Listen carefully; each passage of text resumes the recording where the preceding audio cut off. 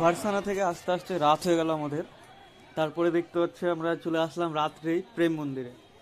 তো আমরা যেদিন প্রেম মন্দিরে ঢুকি তো দেখতে পাচ্ছ এত ভিড় রাত্রেবেলা, আমি ভাবতেই পারিনি যে এত লোক বৃন্দাবনে আসে ঘুরতে। প্রচুর ভিড়, প্রচুর, পা রাখার জায়গা পাওয়া যায় না। তো এখানে তো আমাদের মানে ফোনে কোনো নেটওয়ার্কের কাজই করে না, যে আমরা যে কাউকে ফোন করে কেউ যদি হারিয়ে যায়, দেখতে পাচ্ছ প্রেম মন্দিরটা লাইটিংয়ে যা মানে রাত্রেবেলা যা লাগে না। তো আমরা দিনেও ভালো লাগে, কিন্তু আমরা দিনে না করতে পারিনি ভিডিও। আমাদের বললাম শর্ট টাইম ছিল, আমরা একবারে খুব অল্প টাইম লেগেছিলাম। আমরা যে মালদা থেকে গেছিলাম 3 দিনের ভিতরে আমরা ঘুরে যাওয়া আসা দিয়ে 5 দিনের ভিতরে আমরা কভার করে দিয়েছিলাম, এত শর্ট টাইমে গেছিলাম। তাও টুন্ডোলা দিয়ে টিকিটটা ছিল, তার জন্য আমাদের শর্ট টাইমে ঘোরা হয়েছিল। নাহলে কলকাতা হয়ে মথুরা হয়ে ঘুরতে গেলে খুব মানে একটু টাইম লাগে যেত। তা আমরা টুন্ডোলা স্টেশন থেকে গেছিলাম। তোমরা যদি আমার সব কিছু ডিটেল জানতে চাও তাহলে আমার পার্ট পার্ট করে সব ভিডিও আছে আমার সে পেজে, যে তোমরা দেখতে পারো যে প্রত্যেকটা বৃন্দাবনে মালদা থেকে যাওয়া থেকে শুরু করে সব ডিটেলস আমার বলা আছে। তো দেখতে পাচ্ছি এটা প্রেম মন্দির।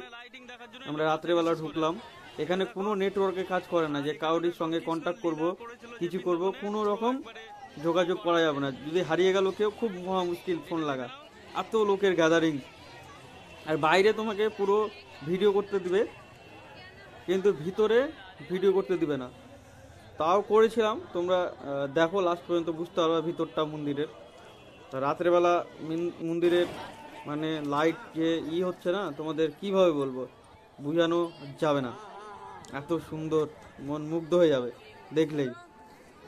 তো আমরা দুজন ছিলাম, এই ছেলেটা পরে আমাদের সঙ্গে অ্যাড হয়েছে, এই আগেই চলে গেছিলো, এর নাম শঙ্কর।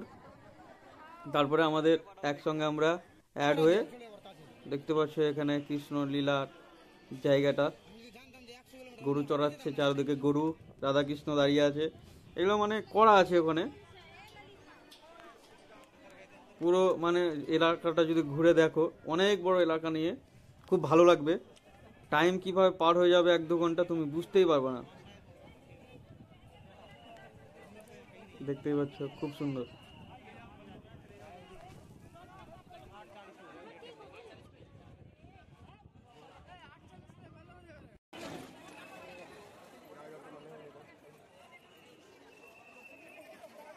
এখানে দেখতে পাচ্ছ এখানেও খুব সুন্দর একটা সিন করা আছে। দেখো আমরা সবাই হয়তো দেখেছি এই নীলাটা, সে কার্টুনে হোক কিংবা কৃষ্ণর যে কোনো মানে তোমার ওয়েব সিরিজে সিরিয়ালে, যে কৃষ্ণ গোবর্ধন পর্বত হাতে ধরে আছে কিনে আঙ্গুলে, মানে খুব সুন্দর করে বানিয়ে রেখেছে সিন সিনারি। তুমি পুরো এলাকা যদি ঘুরো ভালো লাগবে, এই জন্য তো বৃন্দাবনে যাওয়া। তারপর প্রেম মন্দির, এটা দেখতে পাচ্ছ এটা মন্দিরের ভিতরে, ক্যামেরা করতে দিচ্ছে না কিন্তু, তো লুকিয়ে চুকিয়ে করতে হচ্ছে। আর সবাই মানে বলছে ক্যামেরা কেড়ে নিলে দিবে না, ভয় ভয় করে। তাও দেখতে পাচ্ছ ভিতরে কত সুন্দর মানে বানানো আছে, পিলারগুলো দেখো, তার উপরের যে লাইটিং ঝর্ণাগুলো দেখতে পাচ্ছ, খুব সুন্দর।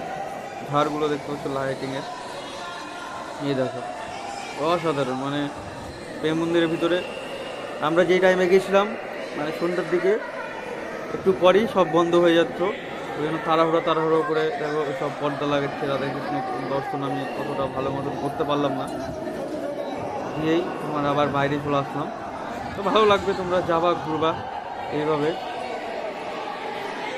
টোটোওয়ালা থেকে সাবধান, মাঝে মধ্যে দাম দর করে উঠবা, নাহলে কিন্তু একটু বেশি চার্জ লেগে যেতে পারে। কিছু কমেন্ট হলে অবশ্যই জানাবো, আমি তোমাদের রিপ্লাই করার চেষ্টা করব। আর এখানে রাত্রেবেলা এই রাস্তাটা দিয়ে প্রেমানন্দ মহারাজ হেঁটে যায় রাত্রেবেলা, তোমরা যে দেখতে পাও ভিডিওতে, প্রেমানন্দ মহারাজ এই রাস্তা দিয়ে হেঁটে যায়। এখানে অনেক দর্শনার্থী রাত থেকে শুয়ে থাকে। আমরা এই যে দুজন বেরিয়েছি হাঁটতে, আজ তো সারা রাত ঘুমাবো না, পাশেই হোটেল আছে কিন্তু ঘুমাবো না, প্রেমানন্দ মহারাজের দর্শন নেব, তাই এই রাস্তা দিয়েই আছে।